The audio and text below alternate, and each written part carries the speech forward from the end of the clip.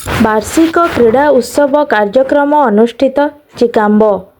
कोरापुट जिला दशमंतपुर ब्लॉक रे रहितिबा चिकाम्ब पंचायत अधीनस्थ सरकारी नोडाल उच्च विद्यालय परिसर रे 2024-25 शिक्षावर्षर वार्षिक क्रीड़ा उत्सव पालन करा जाइछि।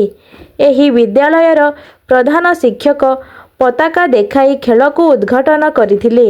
शॉटपुट दौड़ उच्चडिया इत्यादि खेल करा जाइथिला। एही खेलर क्रीड़ा शिक्षक सुबोध कुमार खरा, शरत हिकका, नीलमाधव पाणिग्राही, चेतकी साहू, जनमदय बल, कृष्णा राव, मुक्ता मंजरी हेम्ब्रम, शुभलक्ष्मी पालता परिचालना करथिले।